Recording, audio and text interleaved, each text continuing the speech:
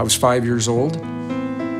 I'd been given an electrical toy for my birthday, and I didn't like the toy. But I took the wires out of the toy, and I walked to a wall plug, and I put the wires into the wall plug and held on, burned my body. My face was burnt, my eyelashes, my eyelids, my veins were burnt, my hands were burnt, and I couldn't speak.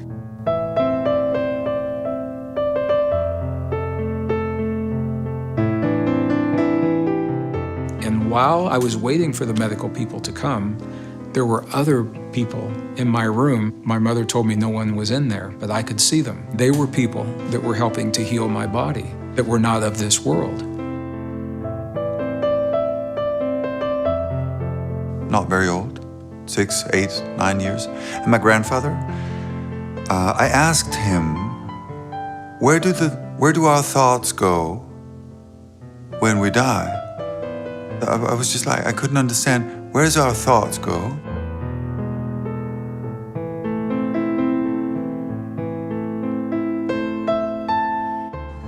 I remember how he looked. I don't remember what he said, but I remember how he looked at me. I could see that. Good question.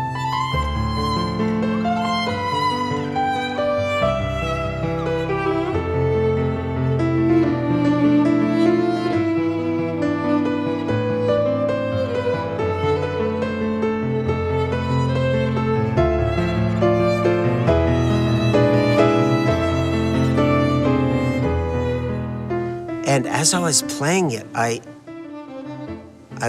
it's like I came out of my body. I went into another period.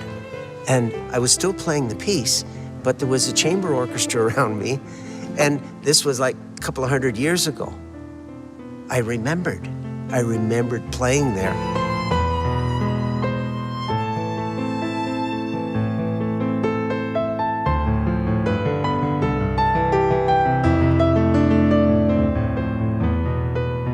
Layers and layers of energy, layers and layers of reality coming into this place. I could feel my body filled with this light, and I could feel this impulse of infinite love. It was excruciatingly divine. Do you believe in this?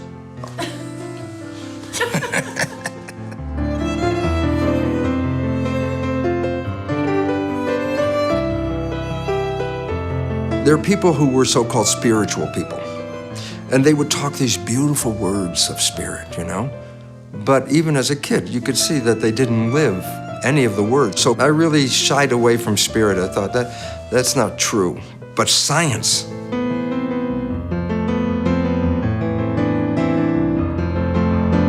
I'm not spiritual, right? Until this moment, and I realized, oh my God, where do I come from? The stars. Listen, my background, I'm an engineer. This is what I did for 40 years, 43 years of my life. It's extremely logical, it's very 3D, and everything fits in a puzzle that makes sense. I love that. When I started stepping into the esoteric, all of a sudden, there were invisible things that I could not explain that did not fit into the puzzle.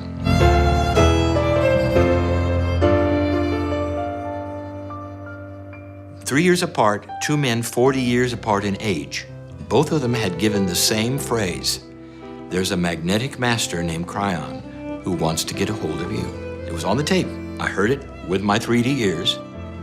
All I could do, and I did it without anybody around, was sit in a chair and say, okay, are you there? And nothing happened, except I cried.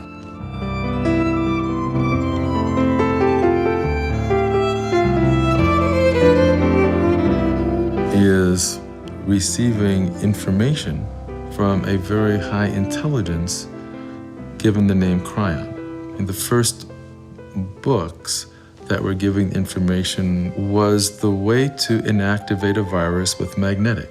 And what was amazing to me is that what was written in the book was describing exactly the types of experiments I was doing at USC with the AIDS virus. And that was rather mind-blowing.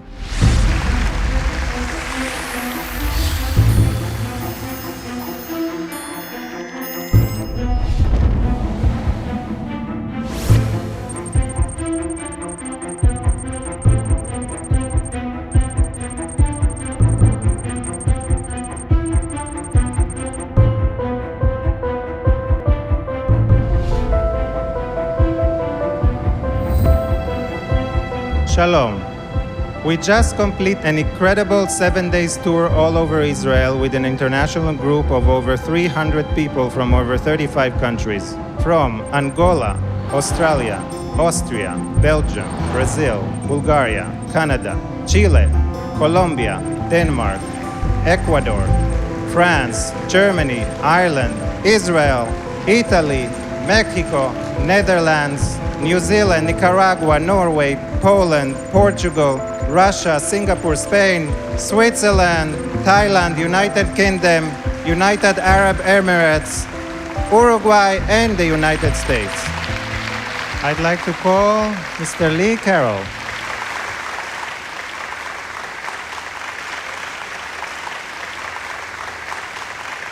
You're interviewing for the first time an esoteric channeler, which almost nobody believes is real. When I speak about Cryon says this and Cryon says that, this sounds really strange to people. So I just wanted to know. As an engineer, you have to understand there was a bridge to cross. My wife at the time, she took me to a channeler. I didn't want to go, but it was her birthday, so I went. This man sat in front of me and did basically what I do today. I laughed, I didn't believe it, but it was recorded.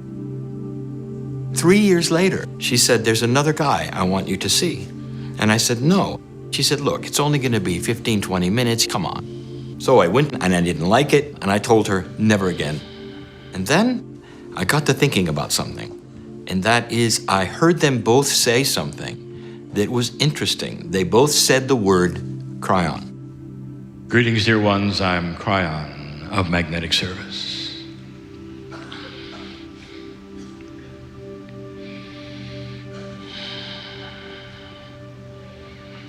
And so now we are in Tel Aviv, in front of over 900 souls. Is the man in the chair pretending? Or is there something here? I want you to take a moment and look at the reality that is before you now. Listening to a man in a chair, and you're told it is the voice from beyond. There is always the question, is it real? Can humans find a time when they will allow space for what they don't believe is possible? It's not going to take long before your scientists start to see what I'm going to be calling the field. The field is a benevolent, harmonious vibration.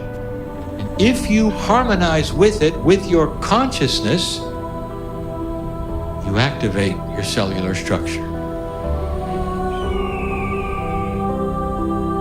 Those who could totally and completely harmonize with the field can control physics.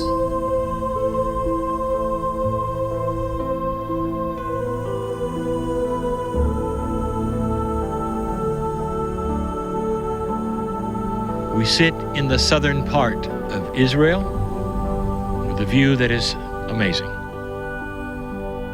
And we're almost at the beginning of the tour. Because that's what we said originally, didn't we? We said to you, no matter what you see in the next few days, look for God inside. Can you do this, really? Really?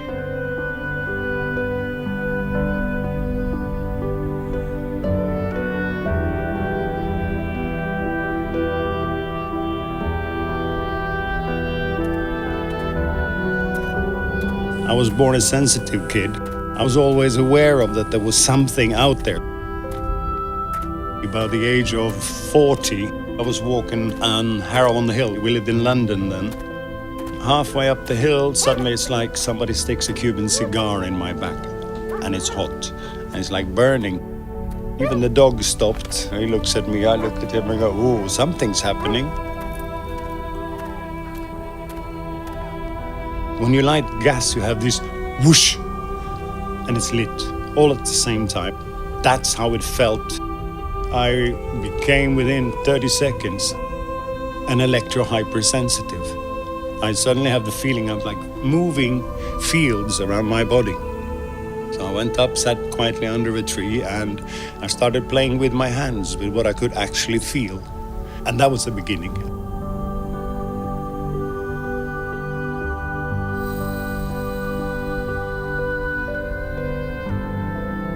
You feel hot, cold, tingling, movement, blood flow.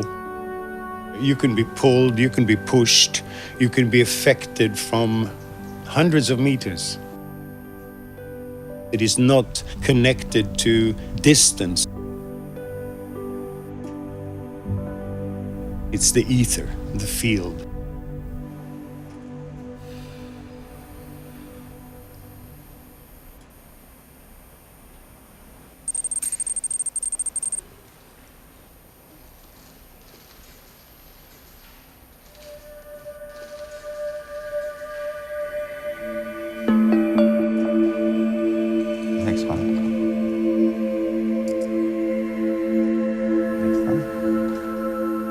We are emerging from fingers. We all light beings. We all emanate photons all the time. So we are emerging light coming from your fingers in electromagnetic field. I invented this instrument about 20 years ago. This system designed for doctors. They can detect very detailed analysis of human condition. My name is Konstantin Korotkov. I am scientist, professor in quantum physics, biophysics, Laser physics, atmospheric physics, cosmic physics, medicine, constructing different instruments, more than 200 papers published in peer-reviewed journals, 11 books translated to many languages. So, of course, I was pure materialistic.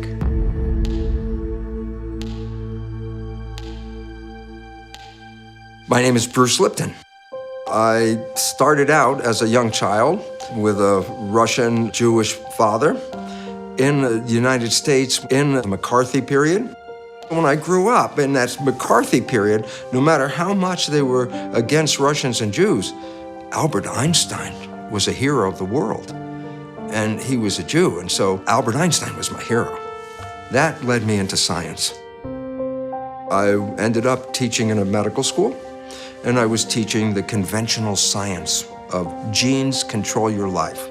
And this is an experiment that I did that changed my whole life. I have 50,000 genetically identical cells in a petri dish. All the cells came from the same parent. I split the cells into 3 different petri dishes. I changed the environment in each of the dishes. In environment A, the cells form muscle. In environment B, the cells form bone. In environment C, the cells form fat cells. Now you're left with a question. What controls the fate of the cells? And the answer is not the genes, they were all exactly the same. The only thing that was different was the environment. But at this time, which is back in the early 70s, all the scientific world was so wrapped up in genes that when I tried to show my experiments, my colleagues looked at it and said, no, that's, there's just an artifact, it's not real. I left the system. I knew I was teaching the wrong information, that genes do not control things. Next one.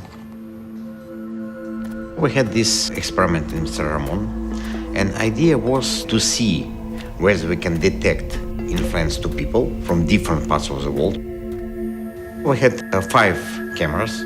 All those cameras were synchronized with our scientific instruments. All experiments was done in blind way, so people did not know at which moment they start to influence.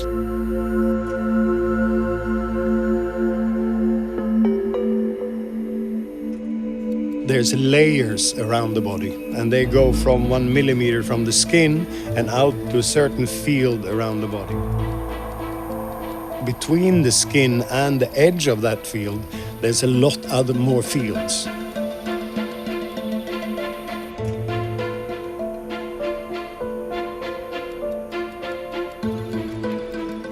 When I start off by almost touching and then I move slowly backwards, I am looking for the field that gives me the strongest sensation in the palm of the hand.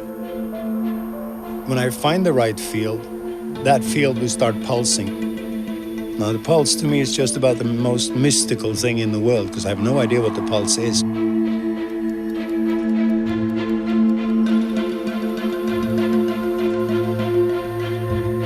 This sensitivity exists in all children up to the age of 3.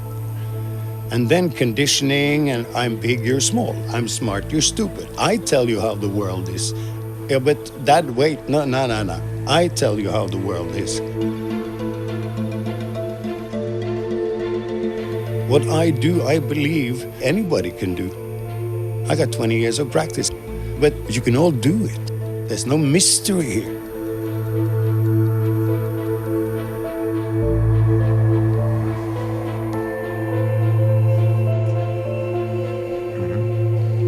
Energy increased dramatically.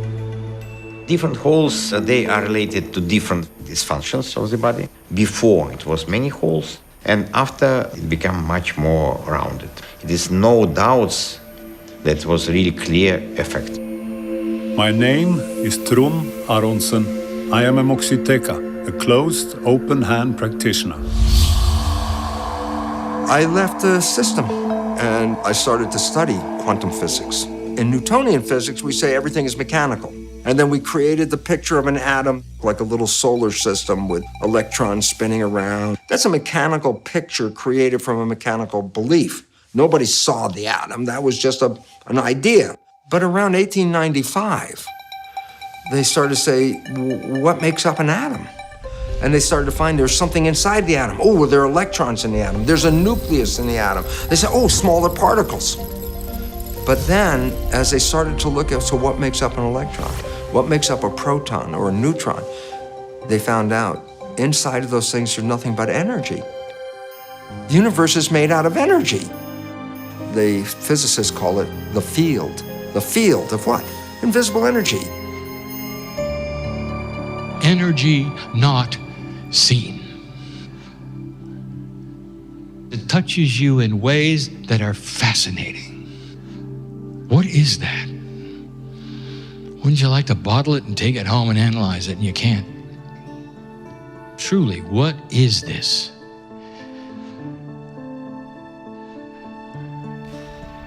Instead of looking and saying, maybe there are missing laws of physics we don't know about. But this is the human propensity.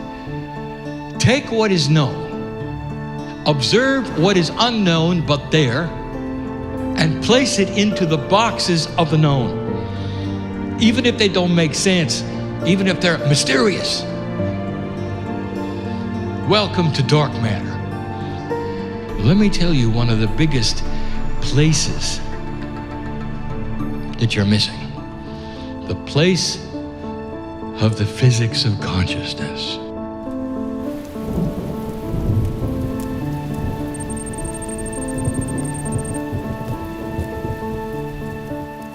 I worked in the Princeton Engineering Anomalies Research Laboratory till I retired in 2002.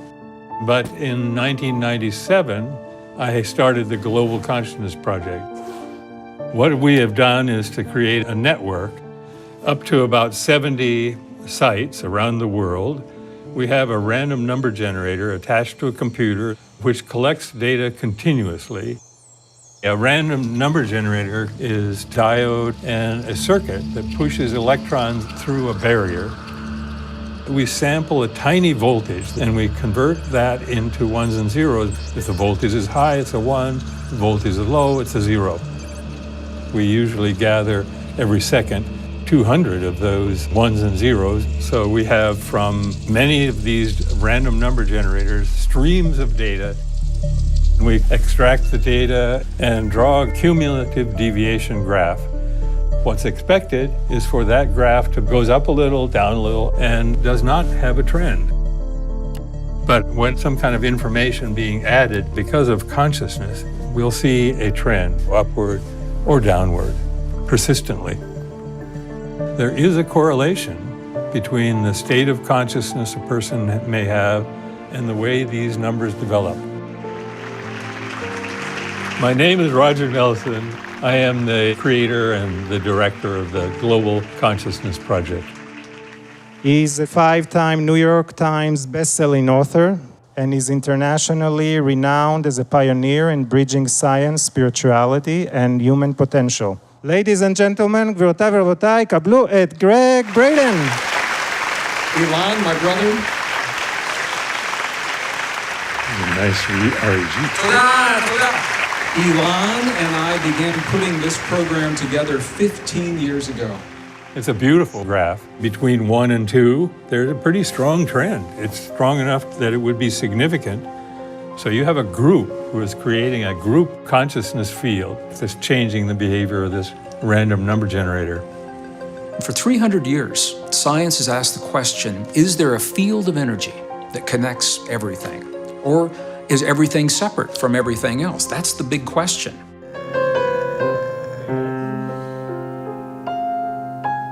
The field is the energy. The field is the origin of everything. That's what the music is actually doing. It's connecting to the field. Once you're connected to the field, you're in your power. My name is Robert Coxon. I'm a composer, and I've actually always done music since I was 1.5, and it's always been my passion.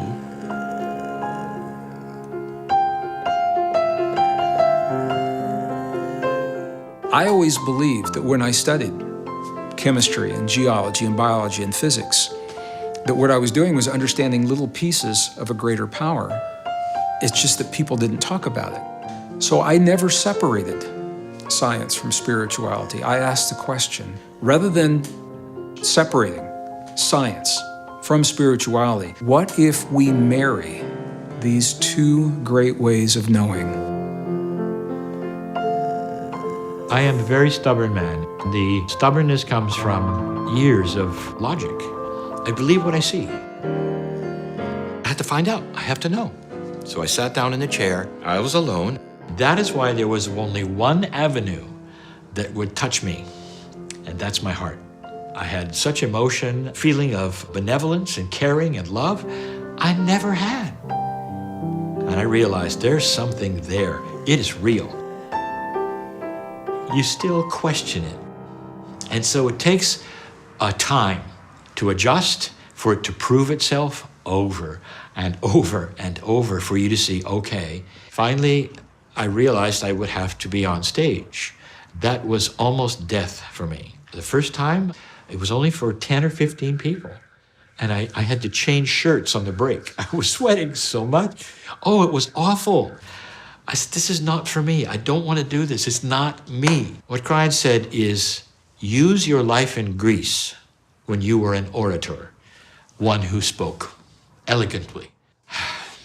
I got in front of the crowds. They got bigger and bigger, and I tried. I said, okay, I'm going to pull in who I used to be, who I was relaxed with crowds and all. And you know, the more I did it, that's exactly what happened. Now I don't get nervous at all. The only thing that makes me nervous is I want to deliver the right message. Let us look at the power and the physics of consciousness. Someday, there will be inventions in physics, and when they do, you will see that consciousness is energy. Consciousness, what human beings think collectively, can be measured. Changes things, moves things. Belief moves things.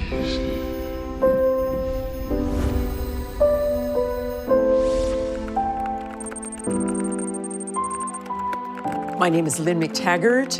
I am an international award-winning author and journalist, and I've written 7 books. 4 of them have been about science and spirituality. Hi, everybody.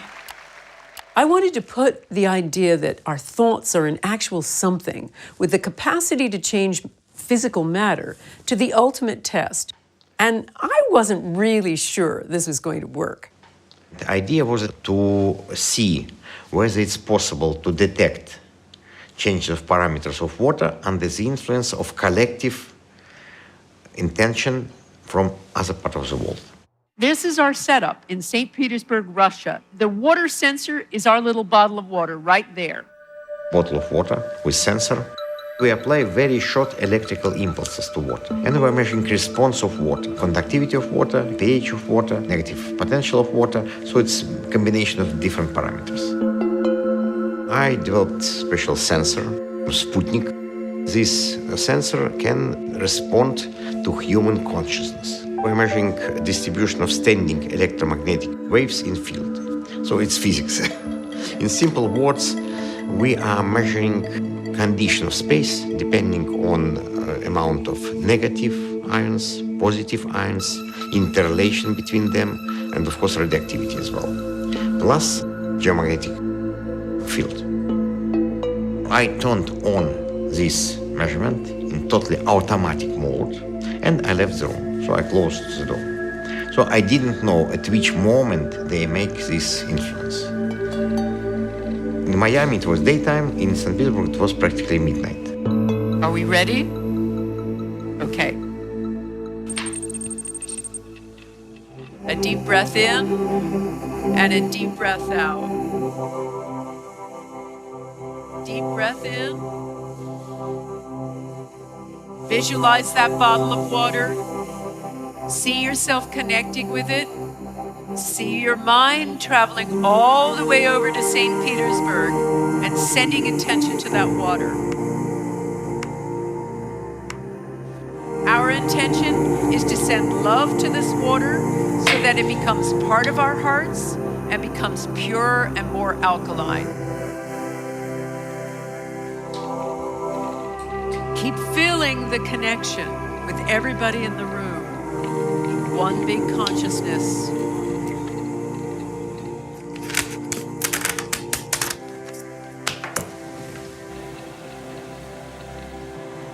And in your own time, come on back into the room.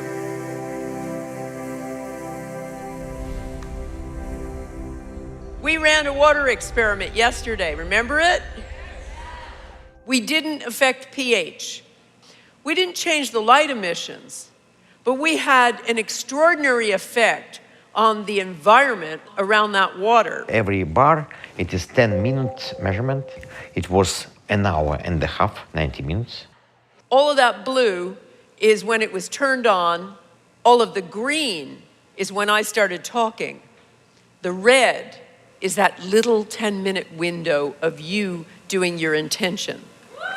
Signal had some variations, and then signal tremendously dropped down. It means a calmness, your calmness, have an effect on a little bottle of water, thousands and thousands of miles away.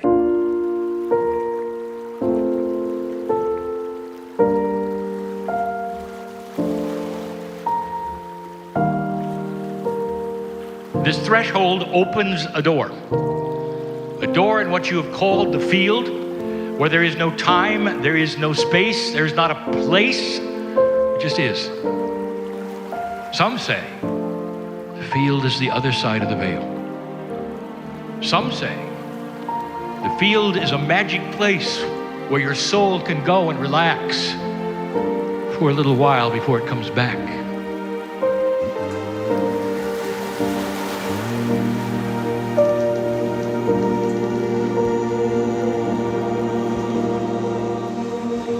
Just keep holding the tone.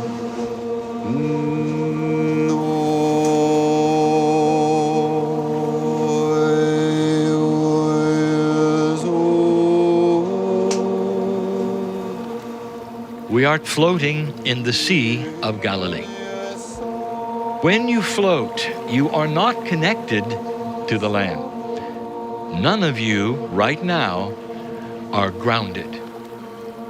So we're going to talk now about the soul.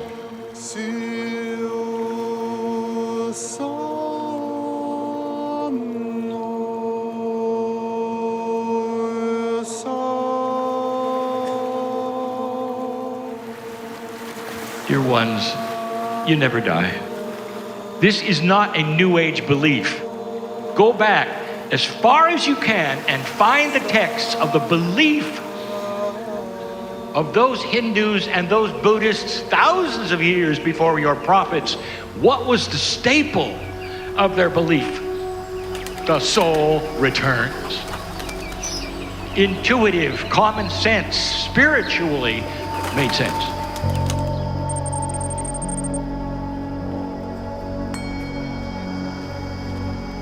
Me and my twin brother, Hemant Kumar Bhaduri, he is an astrologer and also practice the purest form of the Tantra. We live in Varanasi. This city is very ancient and a center for knowledge.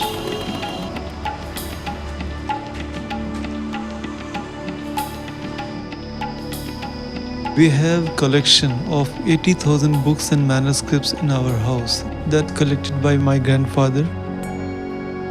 Tantra, yoga, astrology, Ayurveda and philosophy. Also alchemy in these books.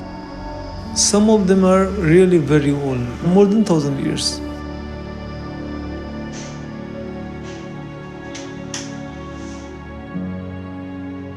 Government of India is helping us. They scanning. Till now, they calculate 7,732 manuscripts.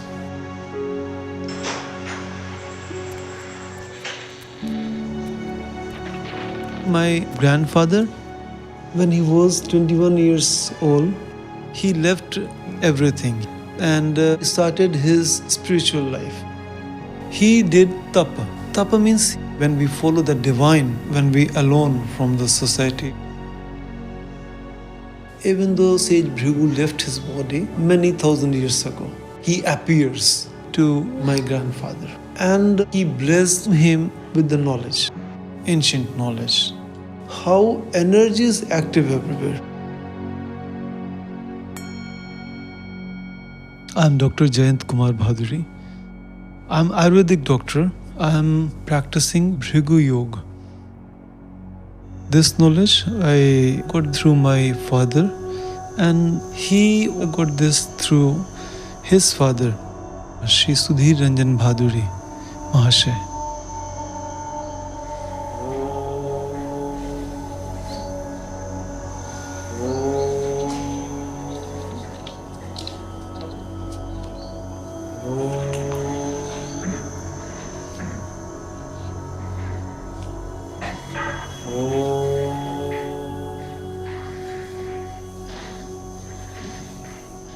According to Indian philosophy, soul is observer, inside.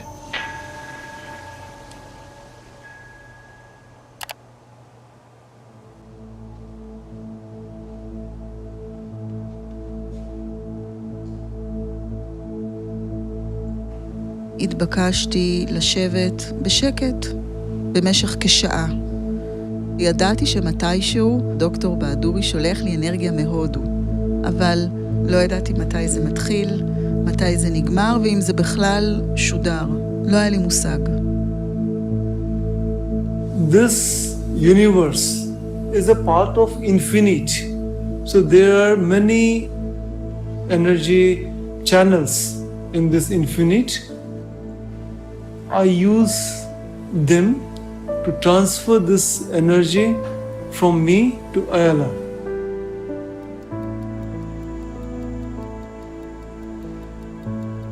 We believe that everything is one. So this one active and activate all energy channels in one form. So Ayala is not separate with me. I feel that she is very near to me.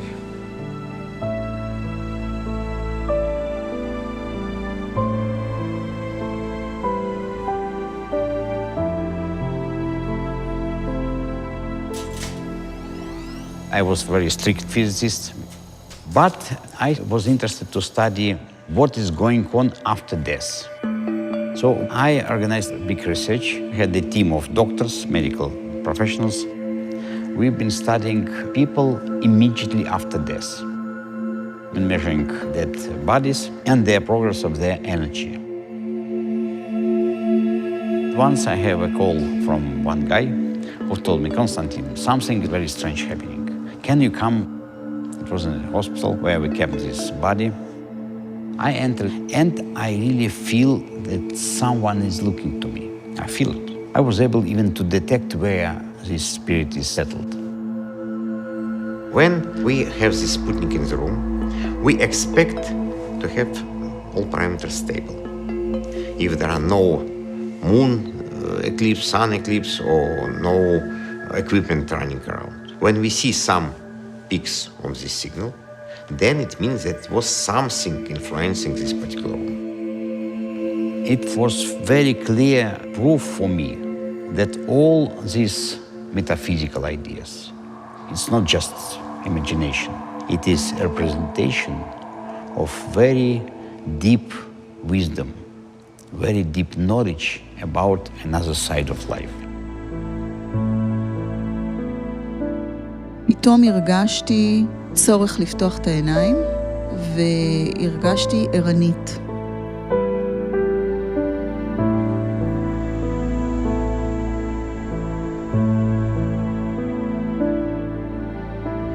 This is measurement from random generator, and this measurement from Sputnik. As we had time code on both graphs, we were able to see that when he finished, we had this strong peak on both graphs. We did this measurement twice to be sure that it's not just random variations. In this second experiment, he enters this increase of signal, then he starts meditating. Again, it's increase of signal, and signal is coming up, then it's coming, then he stops, but signal still is coming up. It's after effect. If you put these two graphs together, you see it's practically the same. Different type of measurement. It's amazing.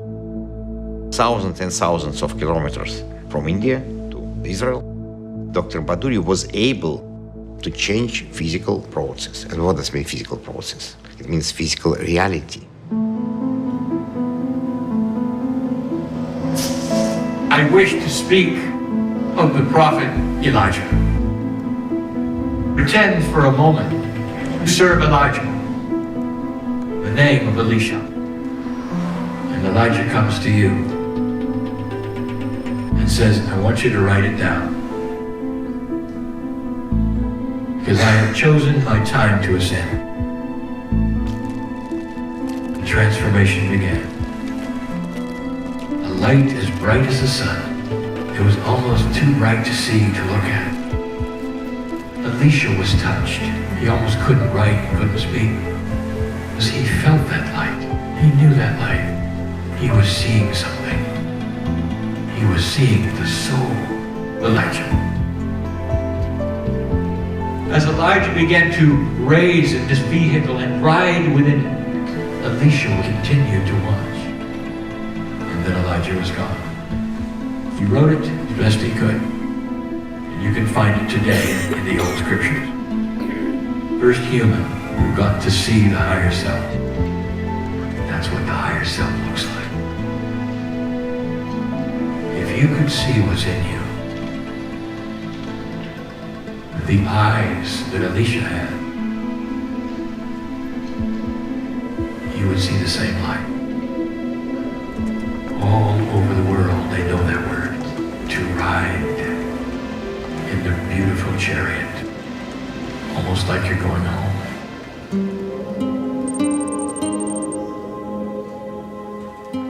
I've waited a long time to sit where it happened. Same dirt, same place.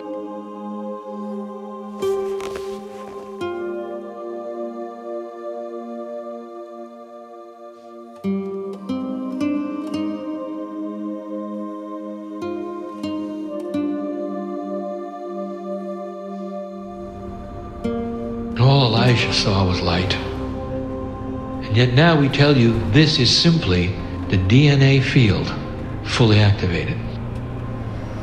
There's a field around you. It's a DNA field. It's a consciousness field. It is not your brain. Consciousness is not biology. It is the quantum portion of the DNA. The 90% that is not understood by science is the quantum portion.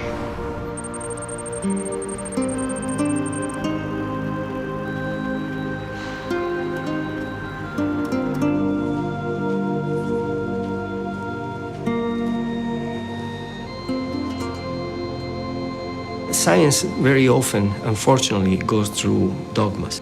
DNA is one of these dogmas. Only 1% is coding DNA. These are the genes. And for a long time, it was thought that all the remnant of the DNA, 95, 98, 99%, was just junk DNA, was garbage. Now we know that this is absolutely not true. In order to understand what the code is, we have to go to the vibration. My name is Carlo Ventura. I'm a cardiologist. I'm a full professor of molecular biology in the School of Medicine at the University of Bologna. And I'm the director of the National Laboratory of Molecular Biology and Stem Cell Engineering at the National Research Council in Bologna. I was very, very young, maybe less than 10. And I saw my mother, she was sick. I promised myself that even if I could not see what was making her being sick, I will find it and I will cure her.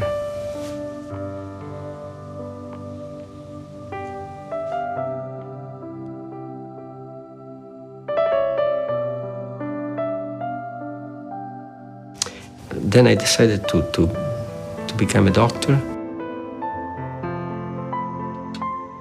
Since I was a kid, I was fascinated by playing with the invisible. Playing with the invisible means playing with information, playing with energies, playing with forces. These forces, they have intelligence.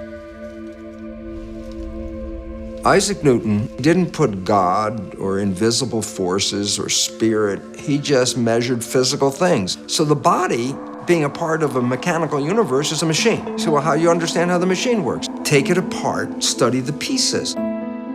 So they were taking apart the body. They found there were cells, and then they took the cells apart, and they found that cells are made out of protein.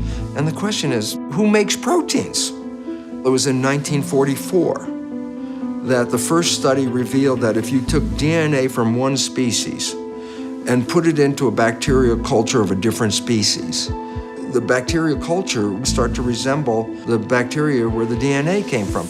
So then they said, well, the DNA makes the protein. The next question is, who makes the DNA? Well, this is where science got screwed up. DNA is a double helix. In an experiment, they separated the double helix, so I have two single helices. And they put those into a solution of building blocks. And they pulled it out, and it was a double helix again. The answer is clear. DNA makes itself, and DNA makes the proteins. The end of the search. Once they found the DNA was important, they threw away the protein. Well, they threw out the control. The control was in the protein. And proteins respond to environmental signals. Inside this, the dark area, which is the nucleus, you have 2 meters of DNA. Each folding, each loop of the DNA, that has a vibrational code, it has an electromagnetic emission. It's like flying, it's continuously vibrating. Nothing is stable. Our genes working as a symphony, and that's the symphony of life.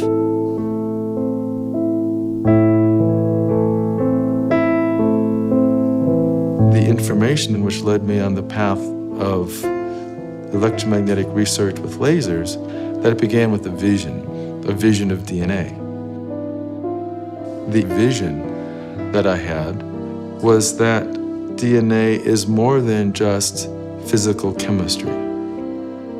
The information that was profound was that the structure of DNA, coils within coils, DNA was also creating electromagnetic frequency information, and that the DNA in the body was communicating with each other instantaneously like radios. The critical information was that by sending electromagnetic frequency information, we could literally vibrate DNA, instruct DNA, give it the information either for sick cells to become healthy or old cells to become young. You have hundreds of thousands of molecules. They can exchange vibrations across these cables, all over around the field. It's one field. This is chemistry, but it's a kind of dancing chemistry, and you can talk to this chemistry with physics.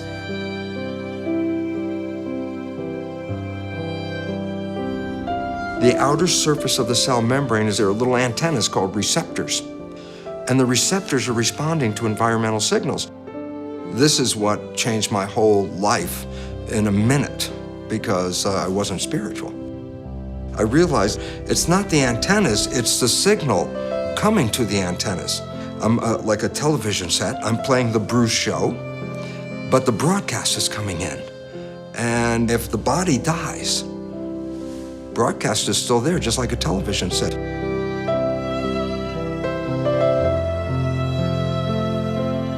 I'm Dr. Todo.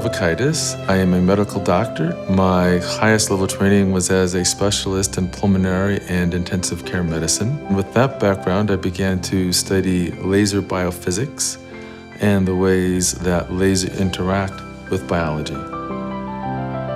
In 2010, when I produced the DNA book, we still thought that 90% of DNA was not functional. They called it junk DNA. It was only in 2012, I think, that they discovered what it did. And it does what Cryon said it did in Cryon Book 10. The field is a sub-reality that contains the potentials of everything that exists. The potentials of the future.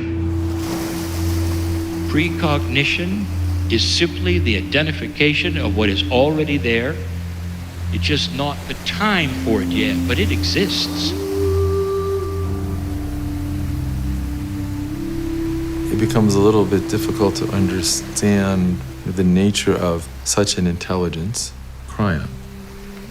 But the information provided is particularly scientific. And I've been with Lee all over the world. I've seen this phenomenon time and time again. It is our ability to tune our hearts and minds into an energetic field in a way that allows information to be conveyed from one realm to the next. You can pull that information from the field.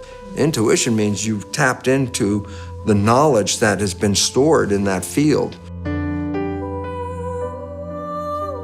The really good pieces, I don't feel that I'm writing them. And if I look at my CDs, and the most magical pieces on there, I have a very hard time saying, I, Robert Coxon, wrote that. It's coming through. I don't know where my hands are gonna go, but they go to the right place, if I let them.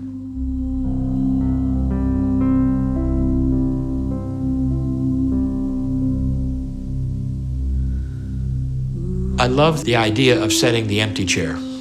The chair is filled. But when Cryon comes in, I go away. When I first started, I thought, what if I have a whole auditorium full of people and I sit in the chair and Cryon doesn't come? That was the biggest fear I had for the first few years. Then I realized it's not going to come in. It's already here. No angels are separate from the one God. We put them there. Cryon says, you've called me a name because that makes you comfortable. He says, on the other side of the veil, there is a collective, what you call God, billions and billions of energies with one consciousness. We sit on the Mount of Beatitudes. You might hear the wind blowing in the background. Here is a statement.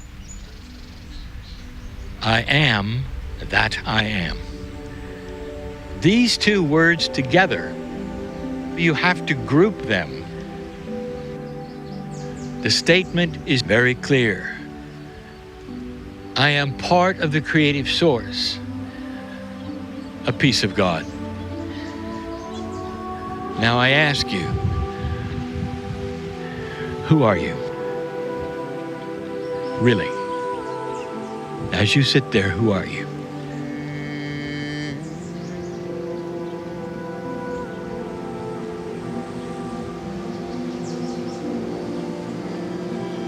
My name is Peggy Phoenix Dubrow, and you're asking me, who am I?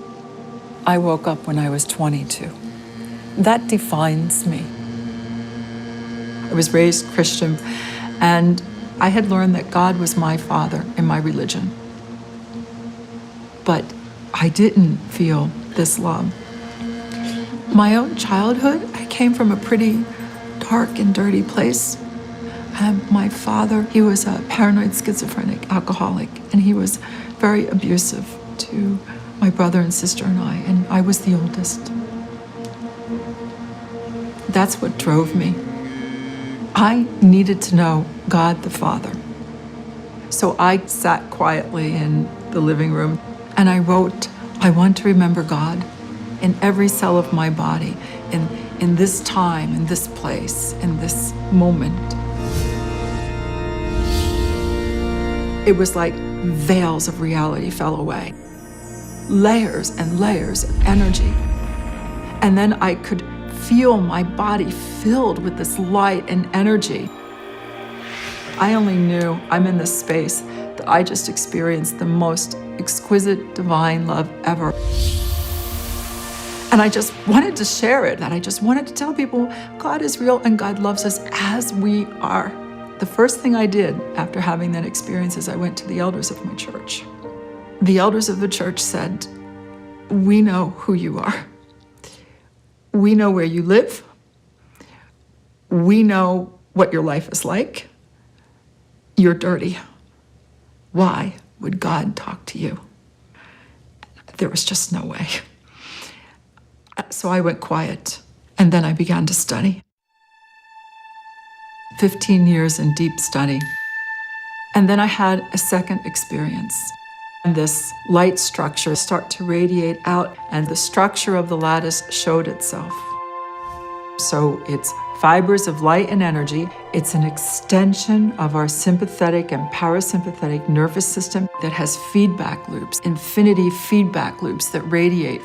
It is a system in our energy anatomy, like an energetic skin. And I started to see the lattice in people's energy fields.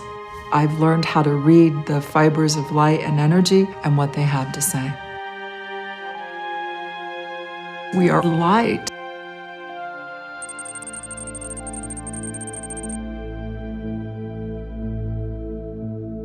We have a symbol we use. You make the symbol, the person doesn't know. It's like an antenna just telling the universe, beep, beep, beep, beep, beep.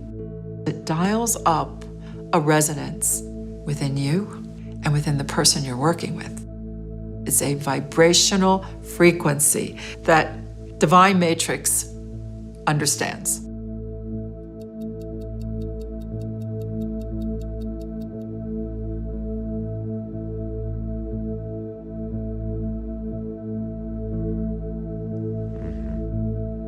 This is interesting that it was big jump of parameters, very unexpected jump.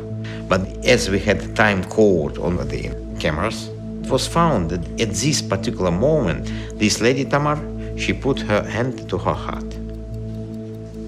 And if we look to her parameters, then we see level of energy increased tremendously. Maybe she felt something. That's why she put her hand to her heart. Distance does not matter. I'm not a scientist, I don't understand all this. I know that principles of it make me feel good. There's a scientific study by a man called Cleve Baxter. He took cells from a human, put them in a petri dish, and moved them 40 miles away. They began to show powerful images to the person that had donated the cells. Graphic images of war, destruction, comedy, humor, sexual images, anything to elicit a genuine emotional response. The instant that the person had the emotion, his cells acted as if they were still in his body having the same emotion. The cells 40 miles away show the electrical activity of that response. What's the point? This person's cells are connected to this person, but they're 40 miles away. How did the information reach, or did it? And the answer is, it didn't have to travel. The field is holographic. And what that means is what happens in one part of the field influences other parts of the field in the same instant. And this is deeply, deeply profound. Our thoughts are not contained in our head. Our thoughts are broadcast to the field. If I put wires on your head, that's called EEG, electroencephalograph, I can read your brain. But there's a new technology called magnetoencephalograph. The probe doesn't touch the head. The probe is out here. I'm reading your brain activity from out here. Point? Your brain activity is being broadcast. What is a thought? Thought is a frequency. A thought emits a vibration. From the most primitive organism all the way up to humans, all of us communicate by vibration. How does an amoeba know to go to the right place and not go to the wrong place? Vibes. For every light frequency, there's a corresponding sound frequency. For every sound frequency, there's a corresponding light frequency. Every atom has its own vibrational frequency. We have a field of vibration. We have also photons. It is light. Thought is a particle of light. We can measure it. There was an experiment conducted by a physicist named Bell. You have a photon that splits to two, and they're so far apart that a signal cannot go from one to the other without going faster than light. So the question was, if they could communicate instantly, that would mean that communication faster than the speed of light is possible if there is entanglement of the waveform. And when the experiment was done, what they discovered very interestingly was that the particles can communicate faster than light. Much as photons communicating, you can view consciousness as also having wave characteristics, which means in consciousness, we can communicate and perceive anywhere throughout the entire universe. So if thought can be measured as a wave function, as a particle of light, what does light travel? 7 times around the planet in 1 second. So can a thought travel like that?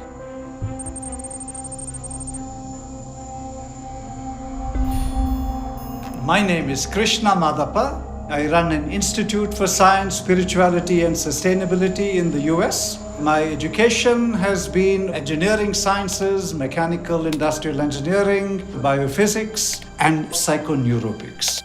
That has led me to deeper understanding into the sciences of light.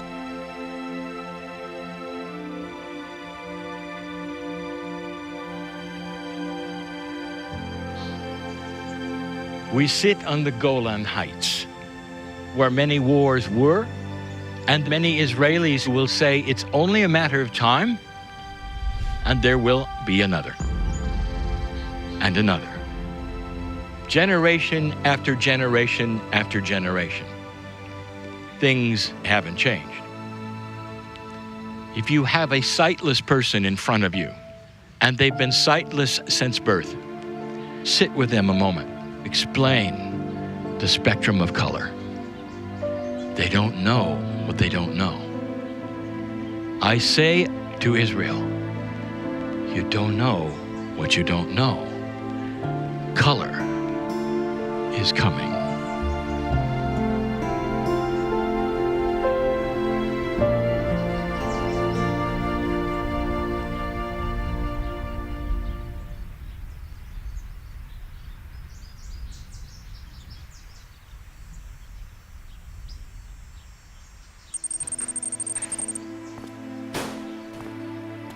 When I was 3 years old, I was kind of drug off to our local community church. I can remember my little feet hanging over the pews. The minister was up there with a sermon talking about a vengeful God. I was looking around at the big people all standing up and doing their things. I had this deep insight at that moment. Wait a minute, you can't be believing this. This was utter nonsense. I grew up in a small farming community, and my grandfather was the mechanic for the community. He fixed all the tractors and cars, and I would spend a lot of time hanging out with him. So I developed very early on a natural curiosity for how things work. What are radio waves and electricity? I was never satisfied with our explanations of what is an electric field or what is a magnetic field. as I then went to college and became an electrical engineer and worked for Motorola, fixing high-level communication systems. That really didn't feel like it was my path. Something was just missing. Another sports car in the driveway wasn't going to do it. There was still that deeper hole, something that I was really here to help humanity.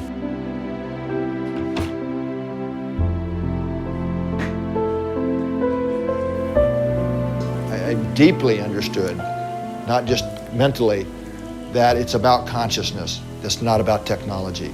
Technology is not going to solve the world's problems until consciousness shifts. I'm Dr. Roland McCready. I am Director of Research at the HeartMath Institute. We sent a number of these devices to Israel. A number of people wore them at the same time, so we could see how their nervous system responded to these different activities, whether it was meditating, singing, being in parts of channeling sessions, and so on.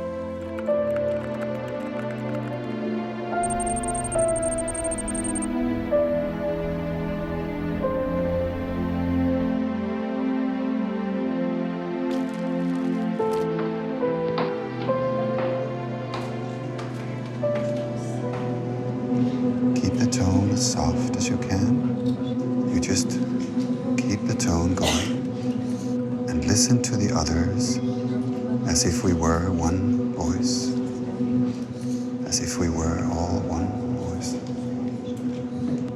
Very softly.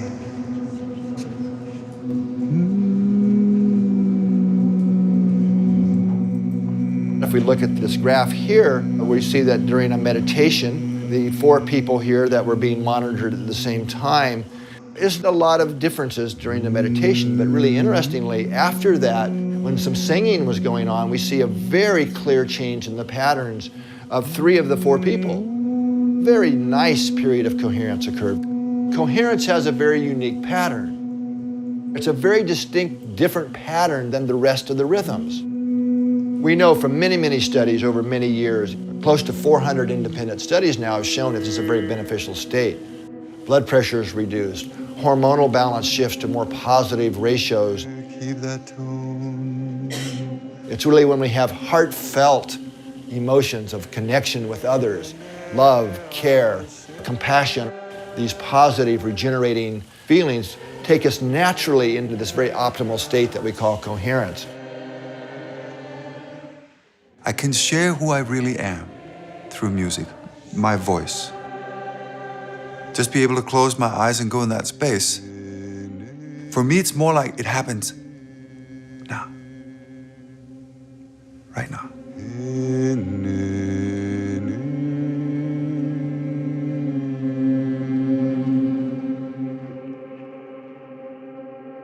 When I sing, that's when I pray. As I wrote in my song, you know, the one that starts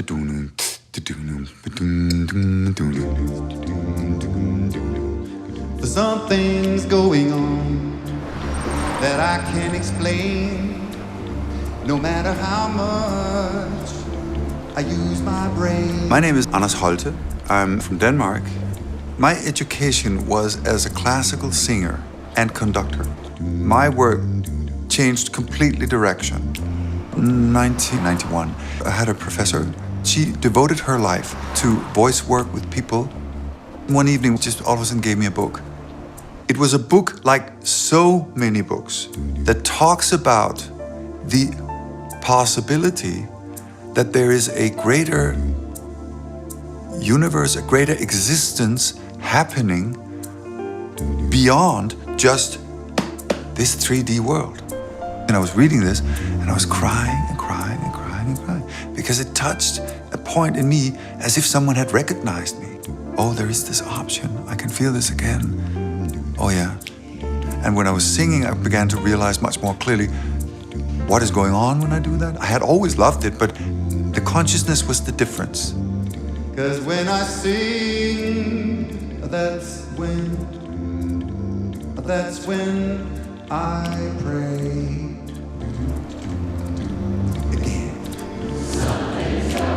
Oh, right. All right. Is this beautiful? This is John. Where are you? Good question. We're in the field. This is John. We found our scientist. How cool is that? So I think we can...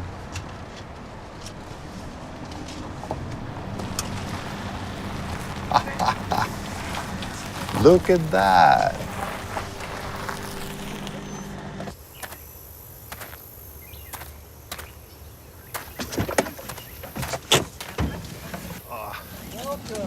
Oh, thank you.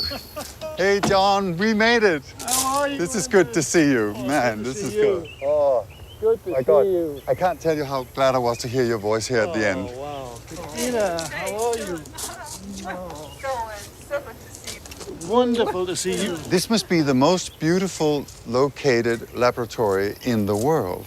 I don't know about that, but it's certainly a beautiful spot, isn't it? Oh my Wow. God. I'm looking forward. Oh, this is fantastic. It all started back at the Great Pyramid in 1997.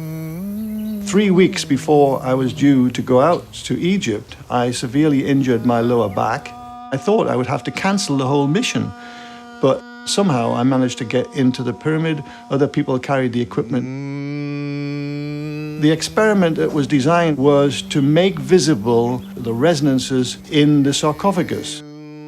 I set up the experiment, then I stretched PVC membrane across the open top of the sarcophagus. Then I sprinkled sand on the membrane, and when we switched on the sound, this is just pure tones, electronically created tones. A whole range of ancient Egyptian hieroglyphs started to appear in the sand. First one was the hieroglyph for backbone or spinal column. It was writhing about like a snake. Antiquities inspector, he was like, "How you do that? How you do that?"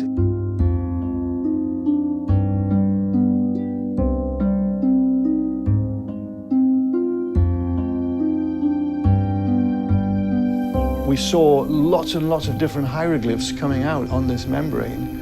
But what was so extraordinary was, within 20 minutes of making sound, all the pain in my back left me, and I never did come back.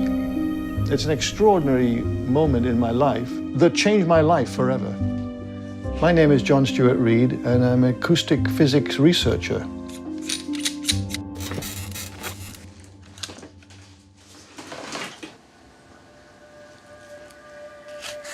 Pythagoras said that music could be used in place of medicine. It got my attention, and I thought there must be some experiments that could be conducted where we can carefully measure the response of music to some sort of healing situation. The first experiment that I conceived of was using blood. You take a vial of blood and you place it into an incubator with a small loudspeaker in the incubator that's feeding music to that blood. At the same time that that's happening, we have another vial of the same blood. We have a Faraday cage, which is electromagnetically screened, but it's also a very, very quiet environment. So that blood is not receiving any music, it's just receiving quiet.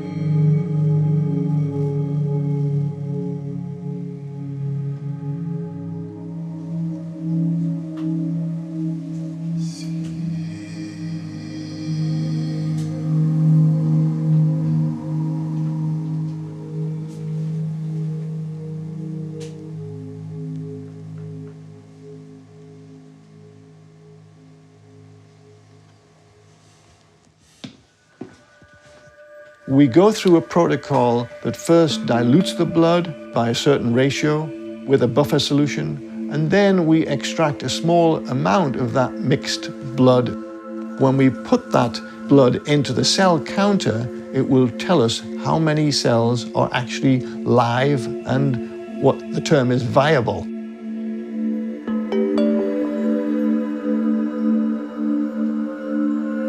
The cells in the Faraday cage have not fared very well at all. Mostly dead. But if the cells are dead, that means that the cells from the tube that got exposed to my voice, they'll be dead too.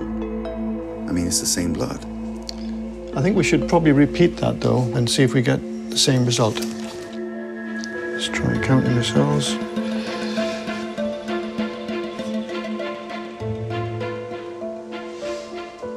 Still the same with that sample.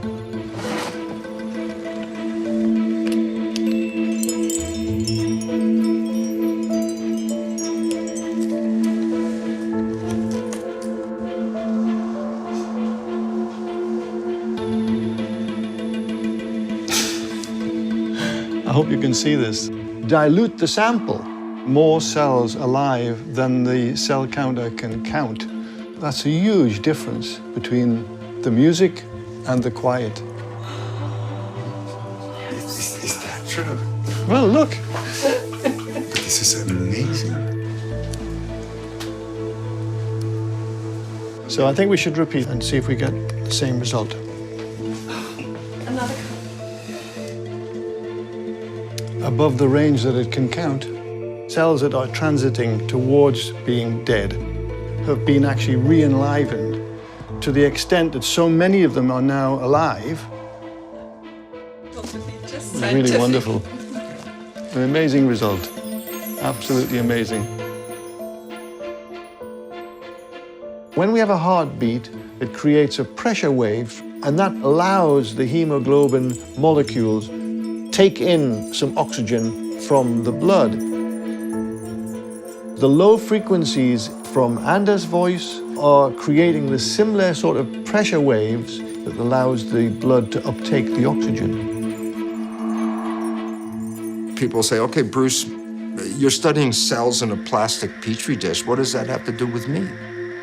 It doesn't make a difference to the cell if it's in a plastic dish or a skin dish. It still responds to environmental signals. So the environment is controlling the cells. But between the environment and the cells is the mind, and that does interpretation. If you open your eyes and see someone you love, your mind interprets love, and you release beautiful chemicals. Dopamine for pleasure, oxytocin for bonding. If I take the chemicals from brain that perceives love and put them into a plastic petri dish, the cells grow beautifully. If I take the chemicals from a brain that perceives fear, the cells stop growing and they start dying. So you're the one whose thoughts change the chemistry, and the chemistry controls the genetics. So all of a sudden, you're not a victim of your genes, you're the master of your genes. We are on Mount Hermon, and it allows a view into Lebanon and Syria. Not too far from here, a dark army without borders. Consciousness you have carried around for eons and eons, and the darkness that you have seen could fill libraries. Where do you take your cue from? I'll tell you, from the past. Isn't it time to change that? You can change the past because of what the future holds. It means that the consciousness that expects a good future will back up and change that energy that says you're nuts. It's gonna happen again. It's gonna happen again, because it always does. Things that are happening in the future can change the past. Did you hear that? We were able to send these cells back in time. So this was our experimental model. We grew cells for more than 3 months. This is a critical point where the cells are completely aged. They're not able to do anything. They start to die.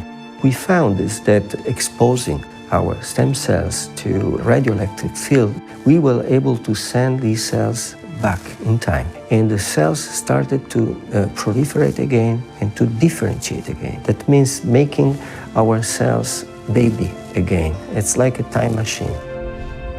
Sound, magnetic field, light are all diffusive energies. They can pass through the body.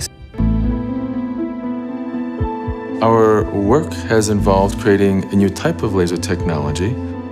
We can take the waves that start out coherently and redefine their movement such that the waves are now exactly out of phase. And when we do that and combine the waves together, the wave patterns cancel each other out. So we've created a new form that you could almost call invisible light. When the laser is constructed in this form, it goes much more deeply than ordinary laser. Instead of stopping at the skin, we can go deep into tissue. Our earliest experiments particularly involved working with HIV. In studies done at the University of Southern California, we completely removed the virus with no harmful effect upon the cell.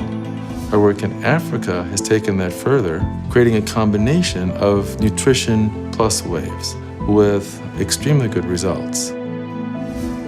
Our most impressive case, a patient from South Africa who had virtually no immune system left, a normal CD4 count, under 200 is AIDS, and this patient started at a level of 23. 6 months later, there was no detectable virus. Following him for 5 years, his immune system recovered to a high normal 1100. The viral load was undetectable at that point.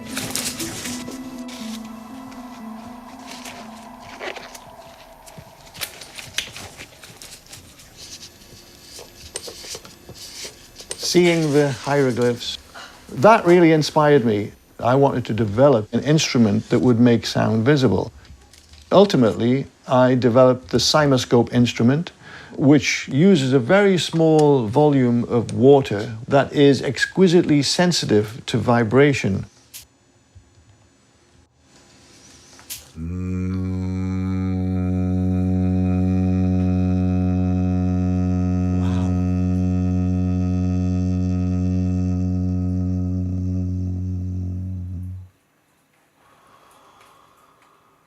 When any beautiful sound enters into the water, what I see every day is a beautiful image.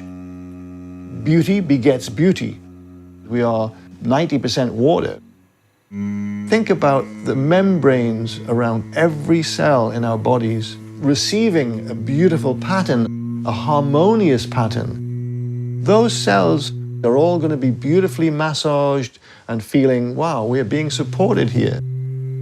And there's a very clear change when you compare a healthy cell sound with a cancer cell sound, which produces ugly pattern. So it's a whole new science. Yes, it is.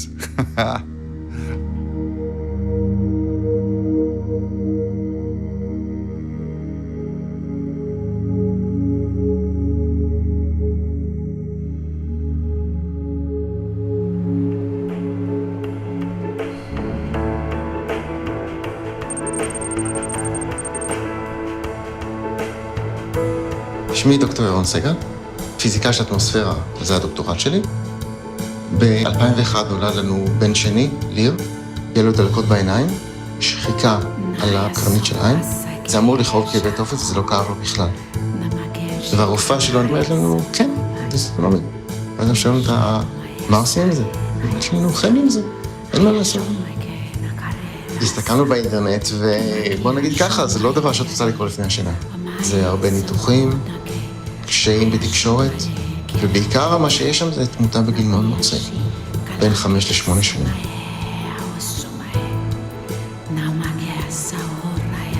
אנחנו קוראים לו שודו, בתור כינוי.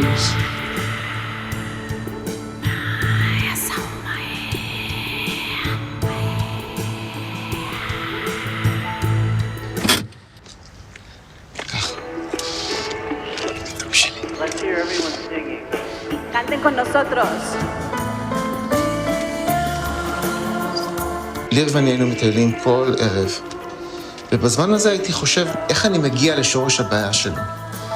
לקחתי את הפיזיותרפיה, והבנתי שמדובר בתהליך שמשדר אנרגיות נמוכות, תהליך מאוד מאוד מדויק, שהוא מכוון רק למערכת הספציפית שאותה אני רוצה להפעיל. ומזה הגעתי לתדרים. באיזשהו שלב עלה הרעיון של אם יש פעילות מוחית, היא משדרת החוצה בתדרים מסוימים, אני יכול לשדר פנימה את אותם תדרים, ובעצם להפוך את התהליך הזה.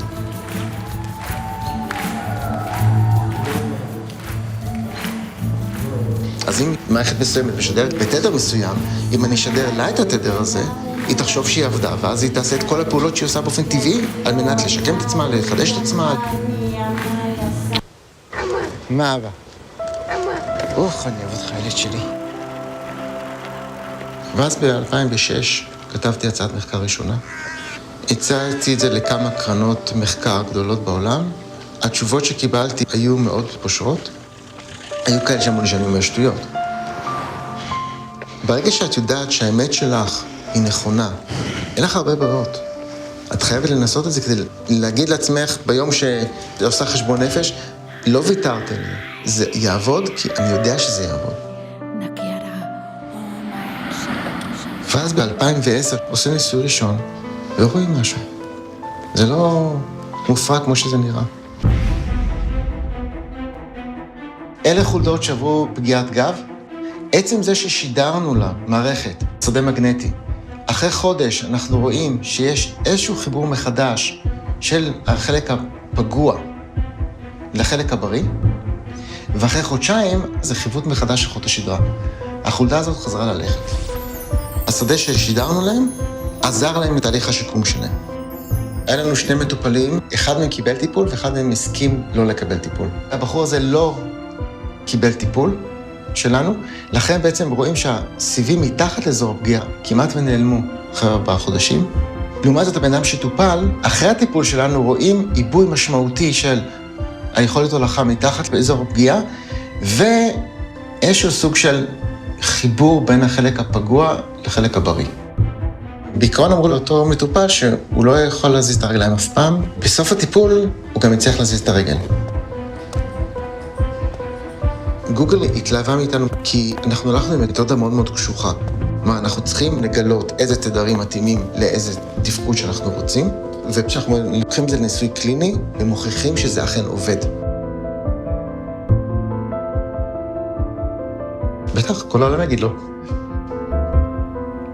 לא, אני אומר את זה הרבה פעמים. כל העולם יכיר לו תודה. כי אם זה לא היה זה לא היה. It's a human cardiac cell, contracting, beating. By this sensor, we are recording this trace here. It's a vibrational code. We can listen to the sound produced by this vibration.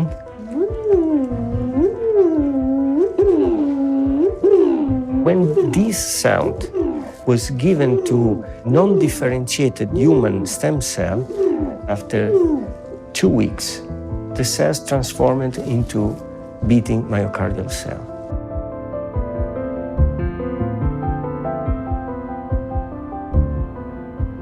These are cardiac myocytes derived from human stem cells. They became exactly like the cells from which we recorded the sound. My main work in regenerative medicine and trying to fix a broken heart.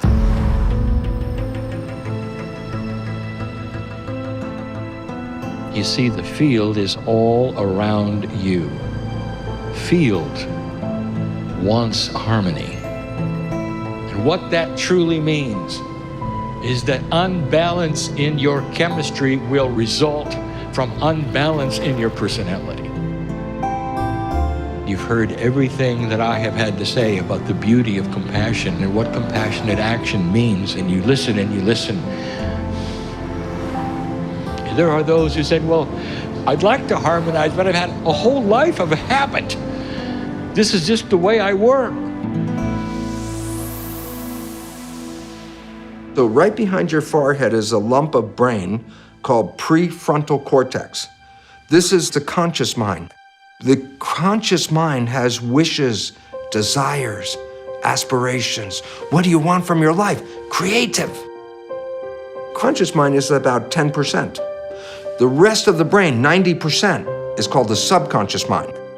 The subconscious mind is primarily habits, and the fundamental habits didn't come from me. The last trimester of pregnancy and the first 7 years of your life, your brain is operating at a low vibrational frequency called theta, and theta is hypnosis. How do you learn to be a member of a family, in a community, in a culture? You watch other people. You focus on your family, see how they do everything. You learn from everybody else. So the programs that you get for the first 7 years are not yours. They came from other people, and they pass that on to you. But the problem is, it's not just the previous generation, the generation before, the generation before, so we pass down through the family. Here's the problem, big time. Science has found that 95% of our life, we're thinking. When the conscious mind is thinking, it's not paying attention. When the conscious mind is not paying attention, the subconscious program is the default. Well, if you understand that, then it says only 5% of the time you're running your life with your creative mind, the wishes and the desires and what you want. 5%, 95% of your life is coming from the program. Yeah, but the program is not your wishes and desires, it's other people's behavior. 95% of the day you are playing programs that psychologists tell us are limiting, disempowering, self-sabotaging. All of us, every one of us, every day, plays programs that we don't see, and they're not ours. All we see is the result. And we go, oh my goodness, this is not what I wanted. Yeah, but this is what you created.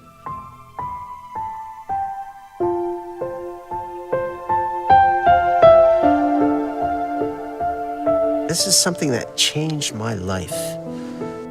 I was playing in a hotel and playing all that dance music, the things that everyone plays. I was really depressed. Where am I going to go from here, playing another hotel? How can I help people? I came home and I hugged the big maple tree in our front yard. And I asked that tree, how come you are so powerful? You're so tall, majestic, and beautiful. And this wasn't a thought. I heard this in my ears. The tree says to me, because I never doubted that I was a tree, never doubt that you're the master. Yeah. You know, I didn't wake up the next morning and suddenly I was this great composer, and I had to work on myself because I still had to get rid of the baggage. And it's taken many years.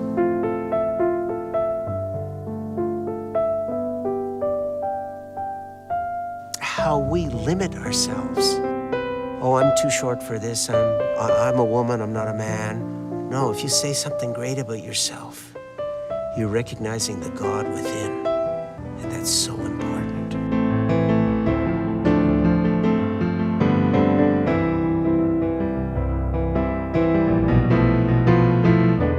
I was married very early.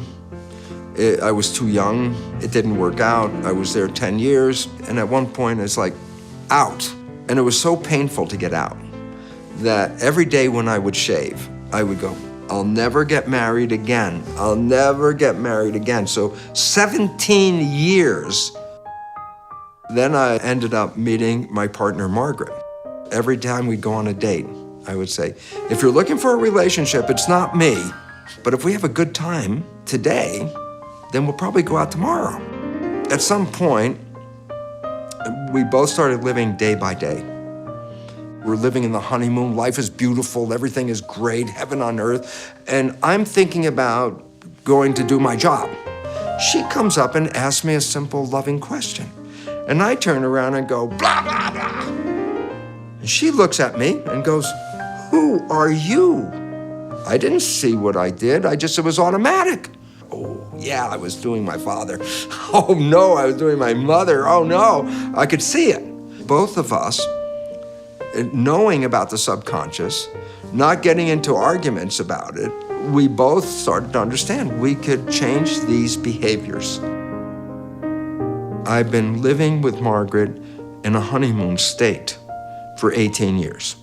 Not just that my relationship is beautiful, my life has become beautiful.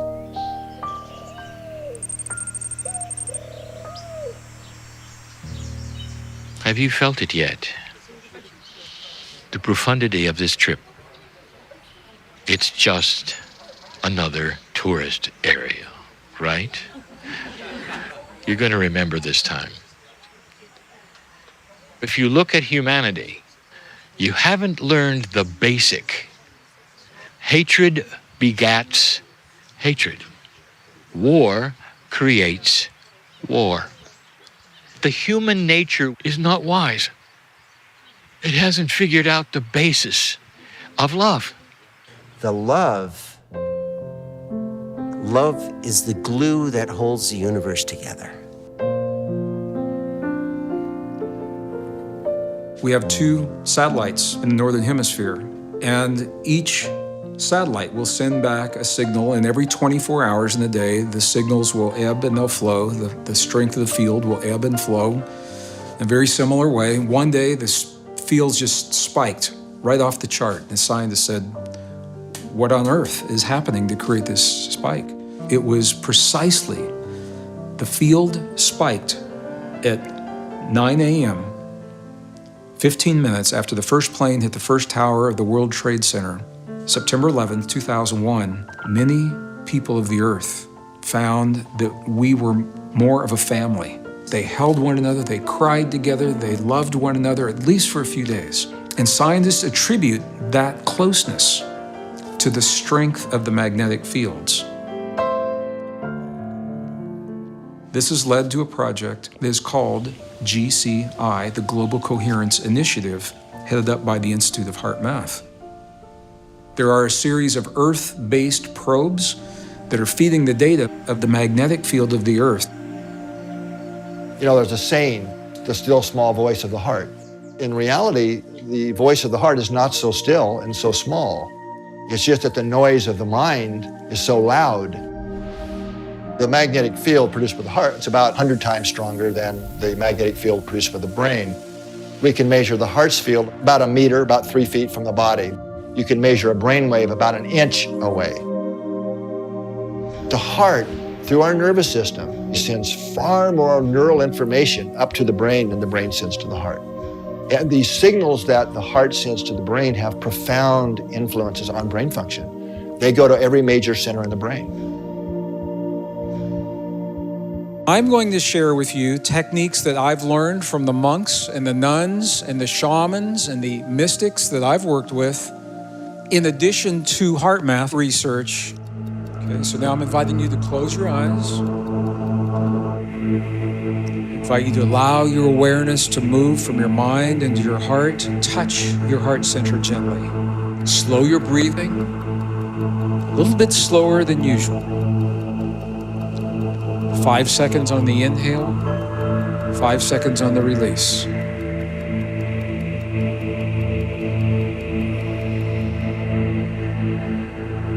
Five seconds on the inhale.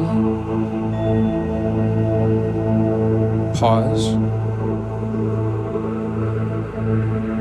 5 seconds release. You're creating a very, very sacred space in your body. It's the connection between your heart and your brain. When we can create coherence between the heart and the brain, we create signal that can be measured electrically, 0.10 hertz. It's a very low frequency.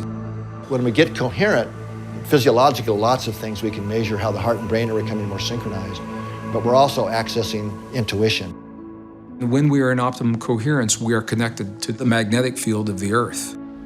So we don't necessarily have to go to quantum effects and all of this. We all live within a magnetic field here on Earth. Our heart's magnetic fields are coupled to the Earth's magnetic field, and it's the big carrier wave. We're doing some innovative experiments to ask that question and prove it. So one of the first studies in California, Some of the volunteers were in the southern part of the state, some in central, some in north, and they were going about their normal lives for 30 days. What we found is this group of people's heart rhythms was synchronized, a slow wave synchronization. How can this be? The only thing that could explain it was if they were synchronizing to a signal that they were all exposed to. And that turned out to be resonant frequencies in the Earth's magnetic field. The next question was this happening globally? So we had groups of 20 people in 5 countries: California, Saudi Arabia, Lithuania, New Zealand, and in the UK. We had all the groups around the world do the meditation together at the same time. 15 minutes, the group globally became more synchronized in their local groups to each other, but they also became more synchronized to the Earth's magnetic field in a significant way. In fact, the data has even surprised us that we are far more interconnected and synchronized with the Earth's magnetic fields than we ever would have predicted.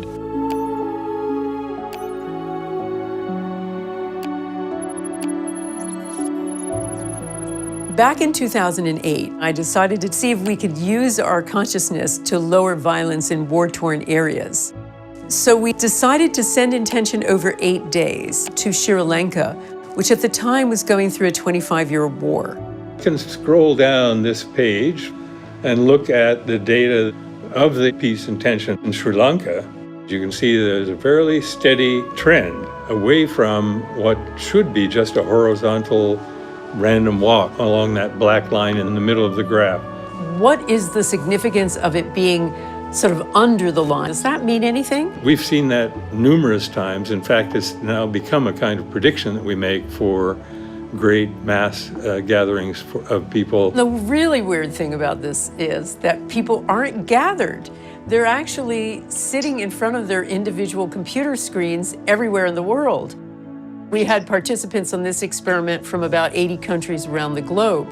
What was really interesting was that a few months after that, that 25-year intractable war was over. Did we do this?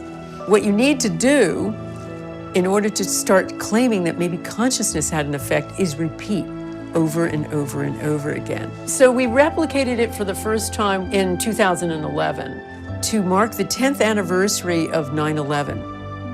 We'd send intention to lower violence in 2 southern provinces in Afghanistan. What did you find? We found the same, Lynn. The data here, driven in the direction of negative going trend in both cases, the larger span of time and also the very concentrated, focused intention period. It was evident that violence in those 2 provinces had plummeted to levels that were far lower than before. So that was fascinating, and we ran one in Washington, D.C. Again, we lowered violence by about 1/3. That was just really confirmed again in September, October 2017, sending intention to lower violence in an area of St. Louis, the most violent street in America. In this case, we have a little bit of a positive trend, but then it takes on the very characteristic negative trend that we've seen for these kinds of experiments. A professor of statistics, Dr. Jessica Utz from the University of California, she provided an analysis. Crime went up in 3 areas. The only thing that went down, and went down hugely, it was by 43% compared to the year before, was violent crime in our area of focus, Fairground. It really says a lot about what group mind could possibly be. Everybody has always understood that we're connected in this way. Consciousness is not just an electrical activity in your head, but it is a kind of wonderful composition of heart and mind and soul and spirit. When you put that all together, what we find is that science, using the best techniques of the 20th and now the 21st century, has borne out the deepest truths of our most cherished and ancient spiritual traditions, saying we are connected to one another, we're connected to all things, and what we think and what we feel is important in our lives, it's important in this world.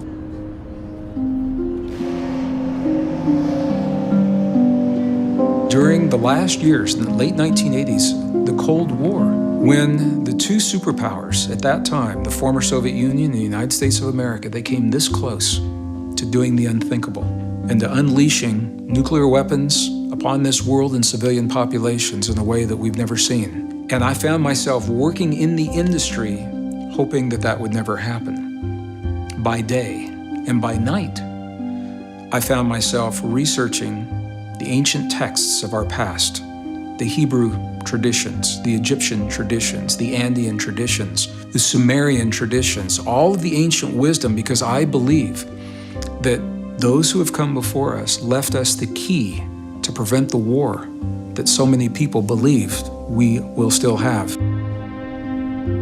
For that reason, my journey has taken me to some of the most remote, isolated, magnificent, pristine, beautiful places remaining in the world today, in the monasteries, in the libraries, and with the shaman and the healers, where they preserved the wisdom that we're only beginning to understand.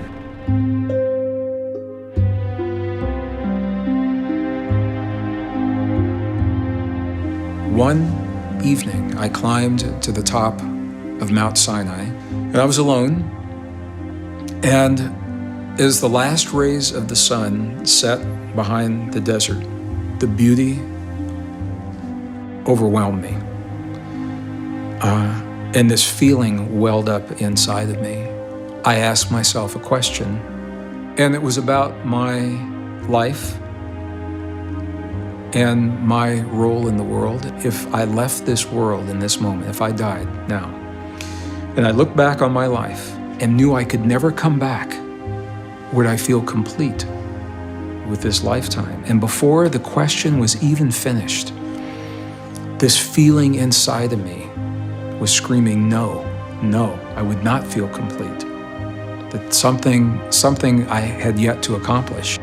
And that day became the reference point by which I gauge every choice, every decision, every relationship, every job, every career, everything I've done from that moment, because a lot of beautiful opportunities cross my path. They're all beautiful, but which one will help me get closer to my yes?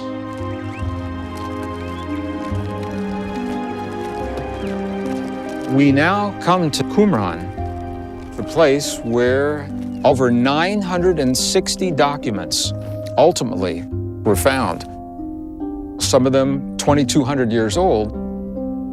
One of the most powerful documents, the War Scroll. It says that from the time the first humans have walked this earth, there have been beings who are what are called the Watchers. The Watchers are the ones that record with objectivity, the sons of lightness and the sons of darkness. In the end, one last great conflict between darkness and light. And the texts give us a choice. Will we perpetuate this cycle of darkness, suffering, and war? Or will we wake up and choose a new cycle, a cycle of peace and cooperation? They always give us a choice. Will we choose peace?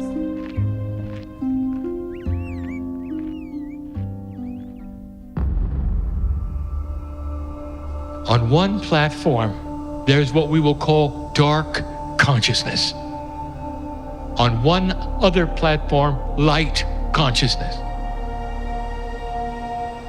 2 years, we told you, be ready for the dark. It will not give up without a battle. And now the battle is here.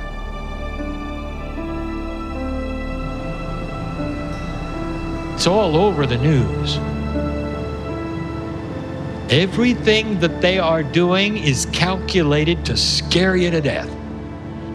Fear is black.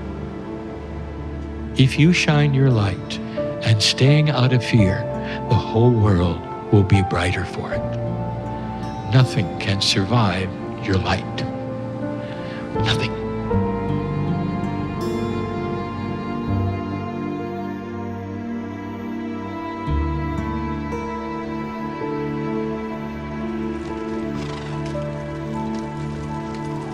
The evening is here. Not too far away is the Dead Sea. The breeze blows, the chill in the air is coming. We sit in a profound place, an ancient place. For me to give this the final message of the Israeli series. Have you ever wondered, Jew, what is the anti-Semitism about? What would create this?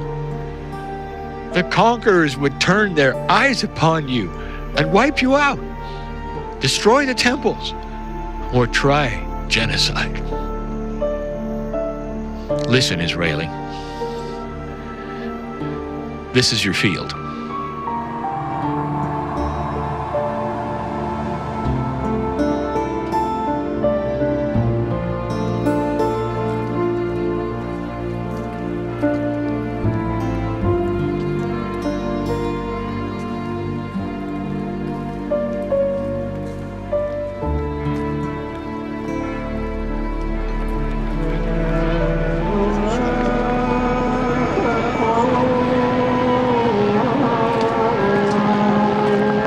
And so it is we start the journey.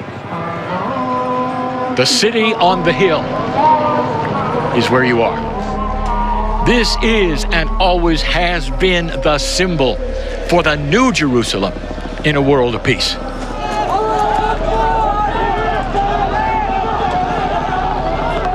I got 3 different cells, and they're 3 individuals. One individual is Muslim, another individual is Jewish, another individual is Christian. Where's the difference come from? The difference is programming. Why is it important? The source is the same.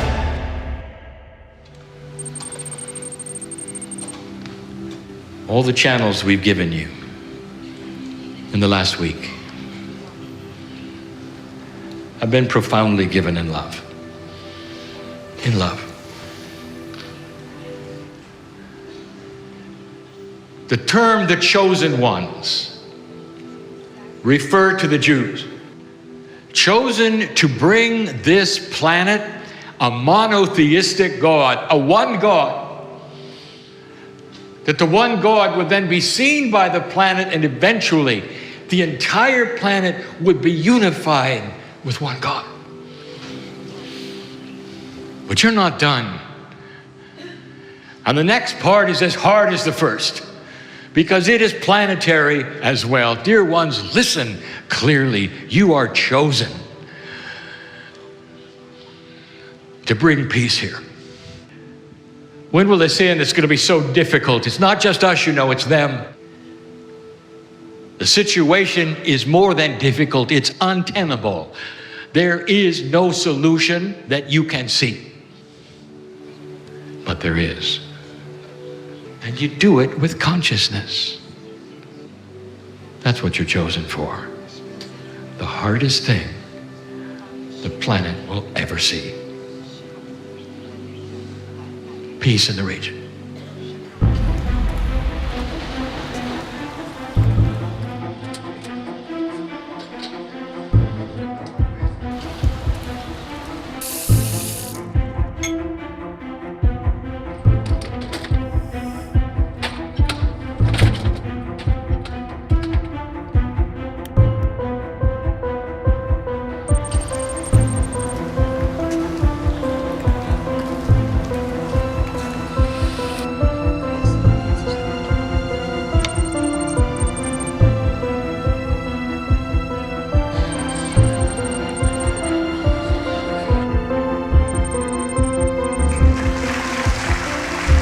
ערב טוב לכולם.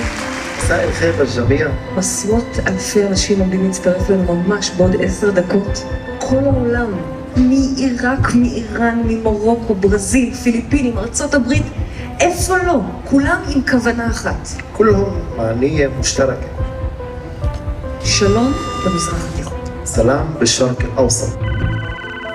דוקטור בהדורי מאינדיה, מהודו, מבקש לברך אותנו. Good wishes to you and to everyone. Blessings and love to Israel and all surrounding countries. So God bless you all. Is Jerusalem on? Jerusalem is on. there. Yes. Hi, Jerusalem. We have people from so many different countries. Saudi Arabia. Yes, there they are.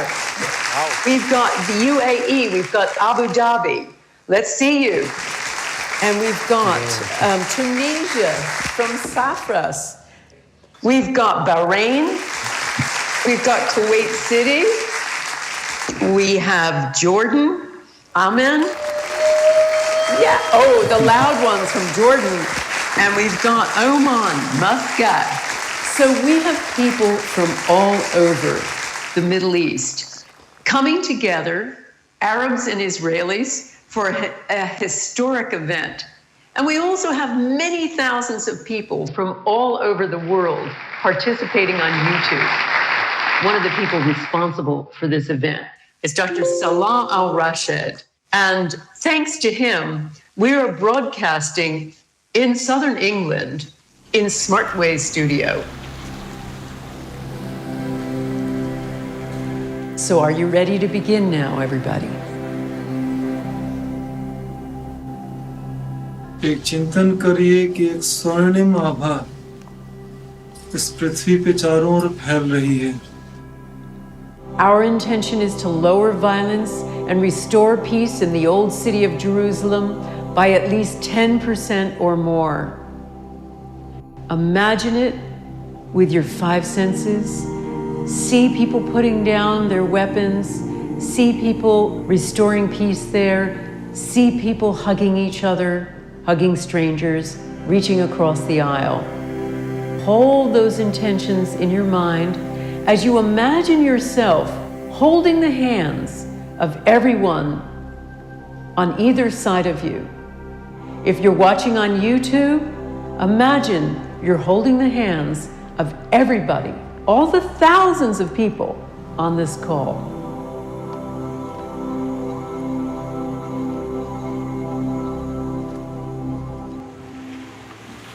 Can you feel the connection?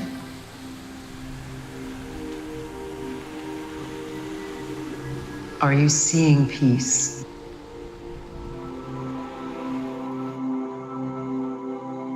In your own time, open up your eyes and come on back into the room.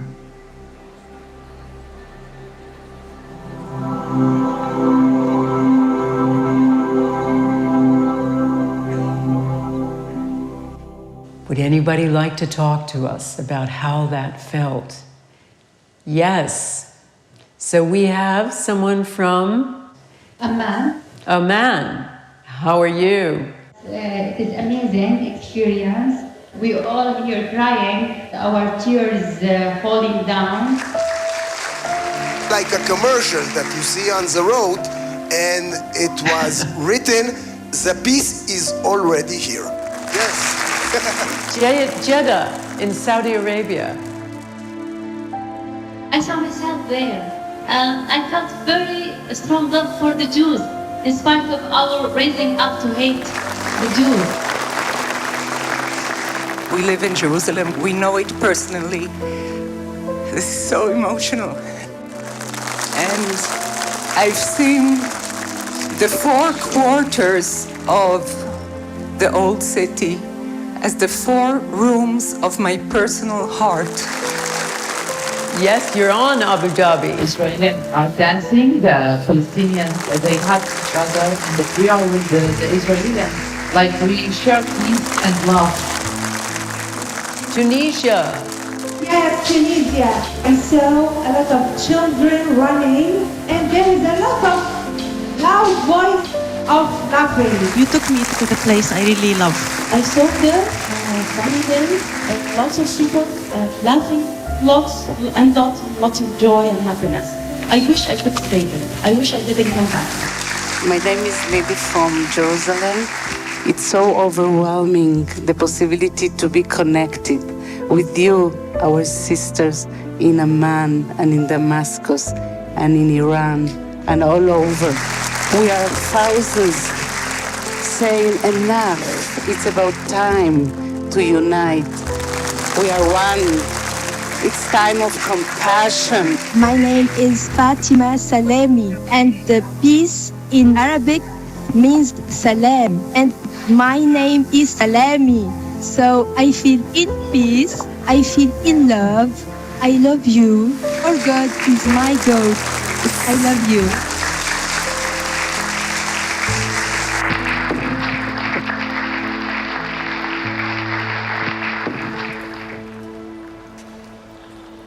I was unable to come here, so I asked my son to come to Jerusalem and to have this measurement.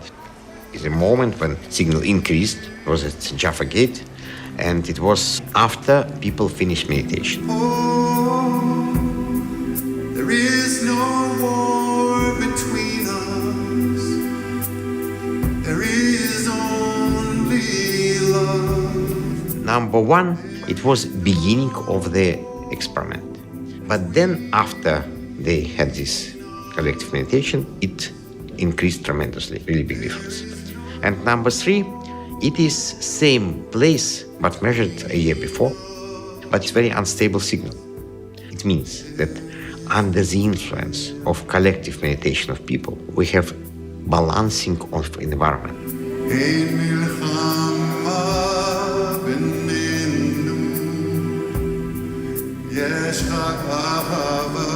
What did the water respond? We had 5 sets of readings. Baseline, the water that just comes out of the tap. You had expansion, a contraction, bigger expansion, shrinking again. Inconsistency. The meditation began. Suddenly up, suddenly down, suddenly shooting up and going down. The water, when the experiment ended, various levels of spikiness. After the meditation was done, everybody shared their heart, tears came out, deep compassion, deep love. The luminous quality of the water was the brightest, consistent, harmonious, and symmetrical. Woke up in the morning, there's various ups and downs. It went even lower than the baseline. And why? This water received all this love, and all of a sudden, c'est la vie, everybody is gone. I would like to ask you something. To sing the next lines with me. In the honor of that here in Jerusalem and here in Israel, there is more than one language. So I ask you to help me sing the next lines.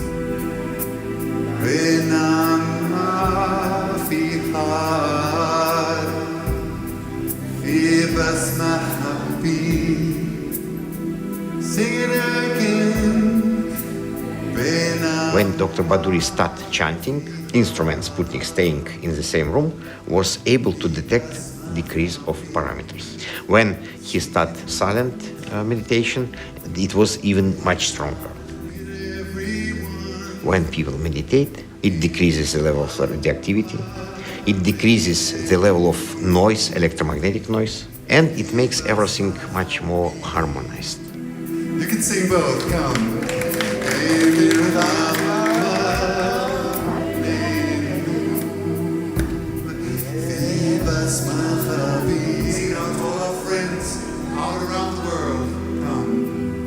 We looked at the data. It consists of 32 instruments placed all around the world, mostly Europe and America, but some in Australia, some in Japan. And you can see in this case, very characteristic trend exactly during the event itself. What your work does that's so amazing is Western mind needs proof. When we do the statistics, we gradually gather 500 experiments into one composite database. And when we look at the statistics for that, the departure from what's expected for random number generators is what the physicists call 7 sigma. The chance of that happening is 1 in a trillion. It's basically a way of saying that we're pretty sure there's an effect. The charts and the graphs can show the field is real. It exists. I want to take you the rest of the way. You look into the eyes of the infant for the first time. What do you say? Mom, what could you say? What could you say? I'm going to be with you all your lives. I'm going to protect you. I'm going to love you. There is no measure to this. There's no measure. Emerging from you, life, put on your chest, open its eyes, and there he or she is. Oh. The scientists can't go there with the charts and the graphs and all that they have, but I can, you see.